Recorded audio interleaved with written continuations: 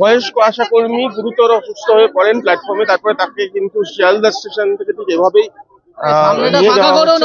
তিনি কোনো রকম সহযোগিতা নিতে রাজি হচ্ছিলেন না। পুলিশের সঙ্গে তার বচসাও হয়, বেশ কিছুক্ষণ ধরে বচসা চলেও। এতটাই অসুস্থ হয়ে পড়েন যে তার একেবারেই প্ল্যাটফর্মের ওপরেই তিনি বসে পড়েন। চিকিৎসা হয়েছে এবং প্রাথমিক চিকিৎসার পরে তারা তাকে নিয়ে যাচ্ছেন অ্যাম্বুলেন্স করে।